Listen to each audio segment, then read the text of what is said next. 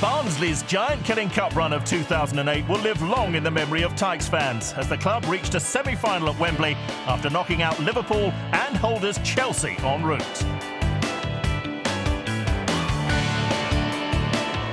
Five years on, and they find themselves on the brink of a return to the home of English football, having seen off MK Dons in round 5. The Yorkshiremen are one of only 3 championship sides remaining in the competition and will once again be underdogs when they travel to 2011 winners Manchester City. It is a world 11, you know, and I watch them week in, week out. I love watching Man City.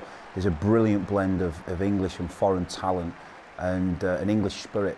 There's a few of the lads who've never been this far in the FA Cup to play the quarter-finals at Man City away. It's an unbelievable achievement, so you know, we're enjoying it. They've got so many quality players, you know, they're strong at home. So you can't get any tougher than that, really. That's the cup for you. You know, you want to pit your wits against the best, and I've got an opportunity to do that with my coaching staff. Following a spell as caretaker manager, David Flitcroft was handed the job on a permanent basis, and the first-time boss has had a galvanising effect on the Championship strugglers. For him to get the job was important for us because we knew that everybody respected, everybody liked him. He's so hungry to do well that the players can see that, and we just want to do well for him. I think he's handled quite well. He's got a couple of experienced people behind him to help him, so hopefully that should see him good stead for the future. I know everything about this group and what makes them tick, what doesn't, and I've really enjoyed working with the players and the staff I've brought in. With a plethora of City talent on display, Flitcroft and his side will have their work cut out at the Etihad. However, the rookie manager is relishing the prospect of facing his more seasoned counterpart. When I see Mancini, he just looks like a born winner, you know, someone who just lives every single minute of his day for winning. To pull off what he did last season, I think was an incredible achievement. I'm going up against a born winner, and that'll be an incredible test for me. If you're going to win it, you've got to beat everybody, and you know that starts with the champions. We know Man City are going to have plenty of possession, you know, probably create numerous chances, but we'll have a game plan. You start looking for them small weaknesses, and I think the higher you go up, they're only very slight.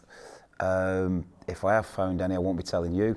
You know, we're confident that we can make a big impact on the game.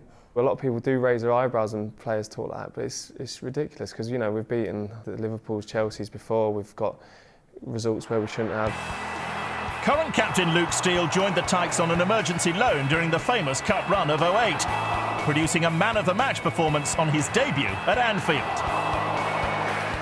I was nervous, you know, to say the least. I just went into the game thinking if I can play well, then it might have an impact in my future, and everything seemed to hit me or stick to me, which was a good thing, and we ended up winning the game with a last-minute goal. Brian Howard on the ball, and he scores now! What a dramatic moment in FA Cup history! Barnsley then went on to beat Chelsea, with Steele keeping a clean sheet against the holders. I don't take any credit for that day. The lads were outstanding, and I must have made probably 1 or 2 easy saves, and that's it. To reach Wembley, semi-final, after being on loan for a few months was great. However, Simon Davies' side would come up short against Cardiff at Wembley. It's strange because when I think back of it, I never think of good memories because we lost the game. Didn't have a great deal to do. I couldn't have saved the goal, but I was just so disappointed.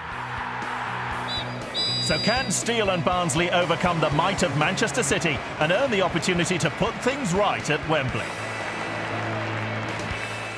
I want to make new heroes for Barnsley. We've recruited good players. They're a hungry group to do well. I respect this group. I love working with this group, and I want them to become something special.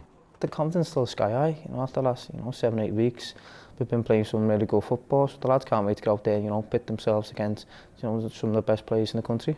We've got a real good week planned, and we're going to a different training ground. We're going to have a different stimulus. I've got different opposition to play against us who can maybe create what Man City could create. We win this one game, we pull it out the bag, and we're at Wembley. So I think everyone's got a little dream in the back there, but we know there's a massive obstacle in the way first. So we just have to see what happens.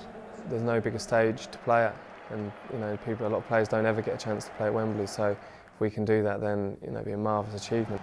The Etihad's probably our Wembley, and come kick-off we'll be prepared and we'll be ready, but we're hitting an incredible machine which is Man City.